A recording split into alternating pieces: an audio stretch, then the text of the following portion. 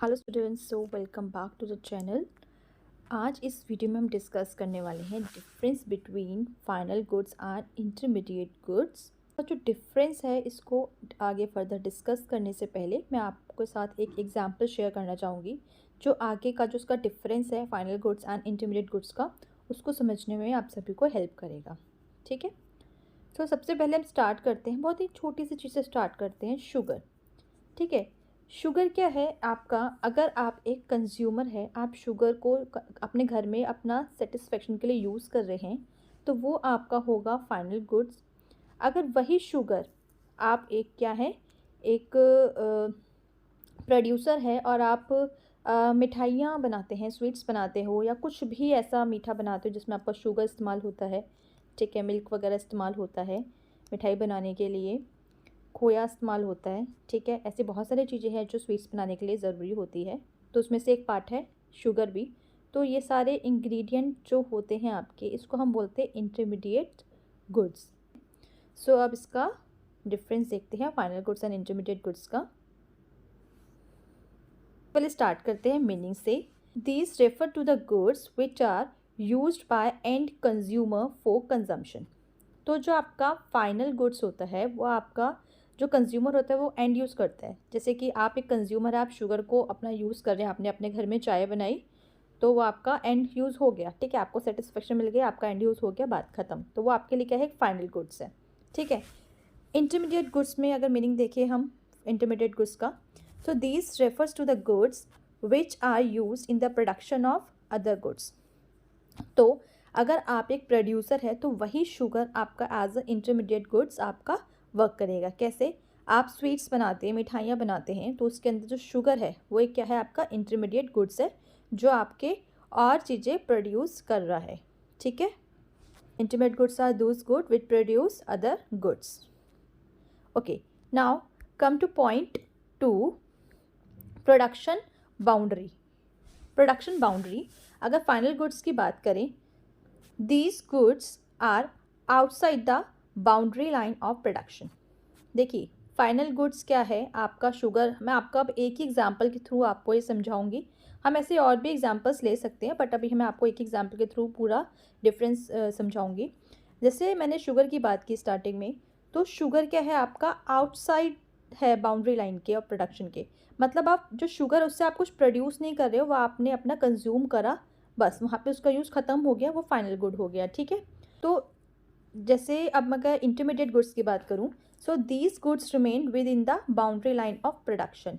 तो जो आपकी इंटरमीडिएट गुड्स होती है वो आपकी बाउंड्री लाइन के अंदर ही होती है। क्यों? क्योंकि उससे आप कुछ प्रोड्यूस कर रहे हो, अभी आपका फाइनल प्रोडक्ट आया नहीं है, आपका फाइनल गुड बना नहीं है, आप उससे कुछ प्रोड्यूस कर रहे हो। जैसे कि मैंने एग्जांपल लिया था, आप मिठाई में इस्तेमाल कर रहे हो, आप टॉफ़ीज़ वगैरह बनाते हो उसमें इस्तेमाल कर रहे हो। ठीक है, ऐसे शुगर बहुत सारी चीज़ों में इस्तेमाल होता है। तो अभी आपका फाइनल प्रोडक्ट बना नहीं है, इसलिए वो अपनी बाउंड्री लाइन के, प्रोडक्शन की बाउंड्री लाइन्स के अभी पीछे है, विद इन है। ठीक है, और फाइनल गुड्स क्या होता है, प्रोडक्शन की जो बाउंड्री लाइन है उसको क्रॉस कर चुका होता है, क्योंकि वो फाइनल गुड बन चुका होता है। ठीक, उसके बाद है point 3, pricing. These goods are cheaper. जो आपका फाइनल गुड्स होते हैं वो आपके सस्ते होते हैं as compare to intermediate goods.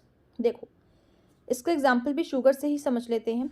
जैसे कि जो आपके पास फाइनल आ गया चीज़, क्या आ गई, आपके पास शुगर आ गई जो आपको मिल गई 50 रुपीज़ पर केजी में हिसाब से, या जो भी रेट होता है वो आपको मिल गई। बट एज अ प्रोड्यूसर अगर आप सोचो, तो शुगर के जो क्रिस्टल्स होते हैं वो उसको बनाने के लिए आपको बहुत सारी मशीन्स चाहिए होगी, आपको वर्कर्स चाहिए होंगे, है ना। तो इस हिसाब से जो आपकी इंटरमीडिएट गुड्स होती है वो आपकी कॉस्टली होती है as compare to final goods.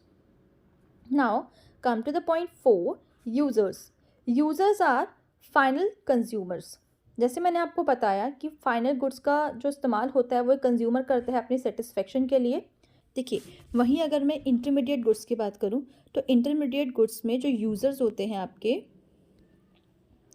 जो यूज़र होते हैं वो कौन होते हैं, आपके मैन्युफैक्चरर और आएगा यहाँ पे मैन्युफैक्चरर और प्रोड्यूसर्स आपके जो होते हैं वो आपके इंटरमीडिएट गुड्स के यूज़र्स होते हैं। वहीं अगर हम फाइनल गुड्स की बात करें तो जो कंज्यूमर होता है वो आपका यूज़र होता है फाइनल गुड्स का। ठीक, उसके बाद आई बात एक्सपेंडिचर की। Expenditure on these goods is called final expenditure.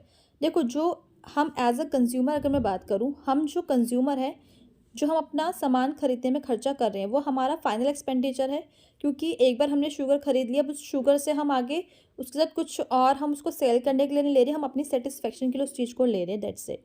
ठीक है। वहीं अगर मैं आपके इंटरमीडिएट गुड्स की बात करूँ, तो इंटरमीडिएट गुड्स में क्या रहता है, expenditure on these goods is called intermediate consumption and intermediate cost. As a producer अगर मैं एक मिठाई बना रही हूँ, तो जो शुगर है वो क्या है, मेरे लिए एक इंटरमीडिएट गुड है। ठीक है। उस पर मैं क्या करूँगी, इंटरमीडिएट जो मेरी गुड है शुगर, वो हमारी मेरी कहलाएगी इंटरमीडिएट कॉस्ट।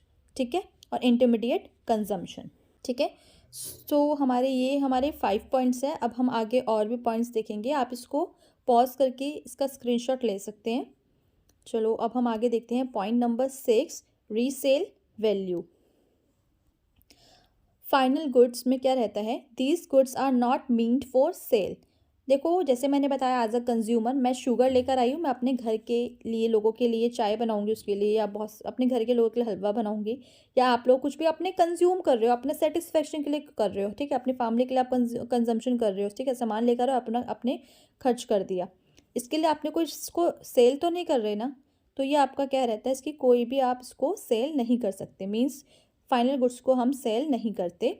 वहीं अगर मैं बात करूँ इंटरमीडिएट गुड्स, तो these goods are resold for further production. तो ये जो गुड्स होती है इंटरमीडिएट गुड्स, उसको हम फर्दर रीसोल्ड करते हैं प्रोडक्शन के लिए।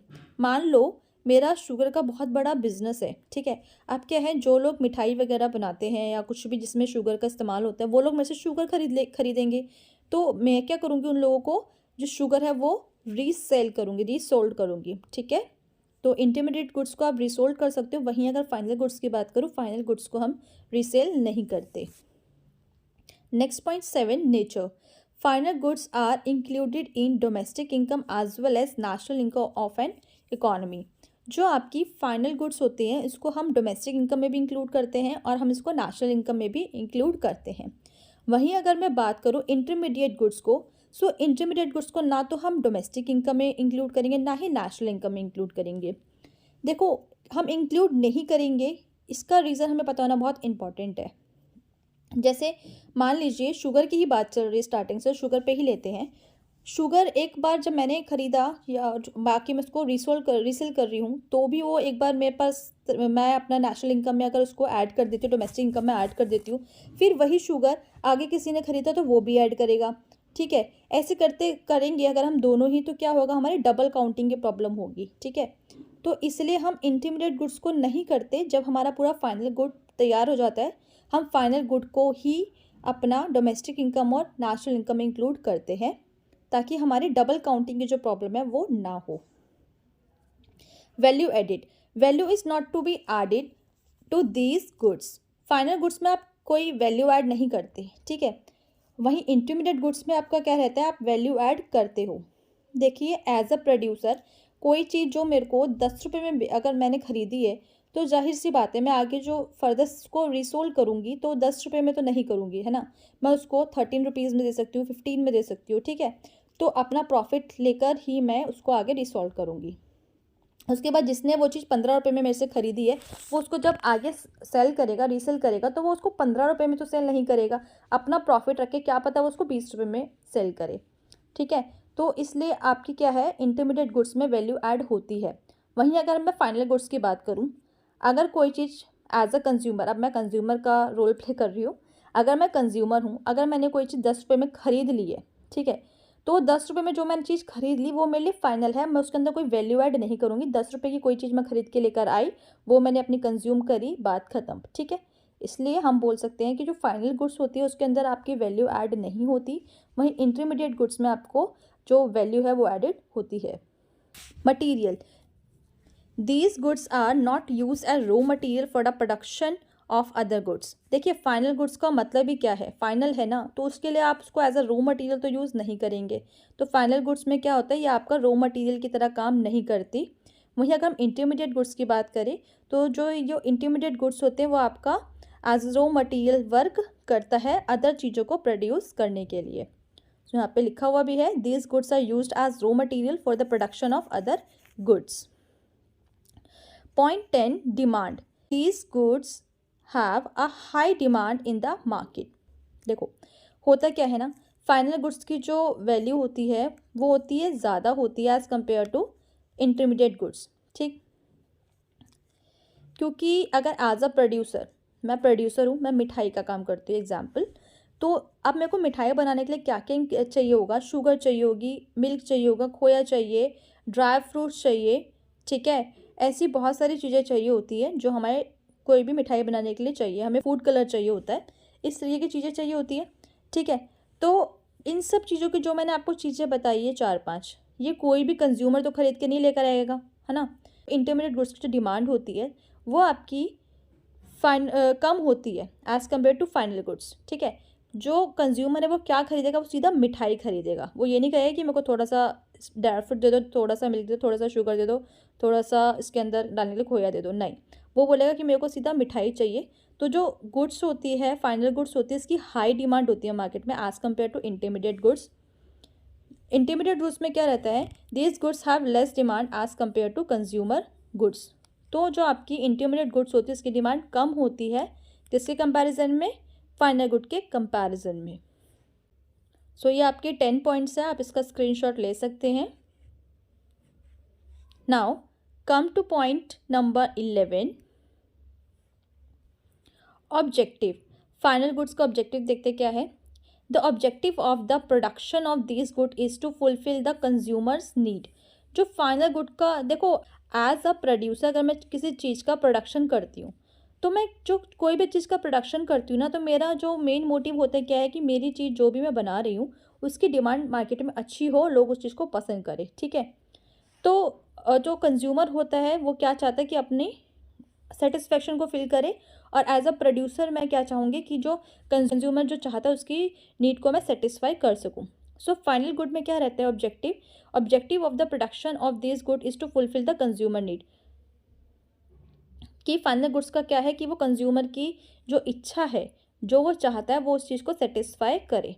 ठीक है, वहीं अगर मैं इंटरमीडिएट गुड्स की बात करूं, objective of the production of these good is to produce other goods. जो इंटरमीडिएट गुड्स होती है इसका जो ऑब्जेक्टिव होता है क्या होता है कि मैं अदर गुड्स को प्रोड्यूस करूं। अब आती है लास्ट पॉइंट है हमारा 12 example. So purchase of sugar by consumer by customer for use. तो शुगर एक कस्टमर खरीद रहा है, जैसे मैंने स्टार्टिंग में एग्जांपल दिया था, वही इसकी एंडिंग भी हम इसी एग्जांपल के साथ करेंगे। तो फाइनल गुड क्या है आपका, शुगर है जो एक कस्टमर या कंज्यूमर खरीद रहा है, अपनी परचेज कर रहा है। वहीं इंटरमीडिएट गुड की बात करें तो इंटरमीडिएट गुड्स में क्या है, purchase of sugar bye sweet shop for production. तो एज अ प्रोड्यूसर मैं शुगर खरीद रही हूँ अपनी स्वीट शॉप में, मतलब अलग अलग मिठाइयाँ बनाने के लिए, तो वो आपका एक इंटरमीडिएट गुड्स का हो गया एग्जाम्पल। ठीक, ये आपके 12 पॉइंट्स थे। सो आप लोगों को कैसा लगा वो आप मुझे कमेंट करके बता सकते हैं। Thank you for watching.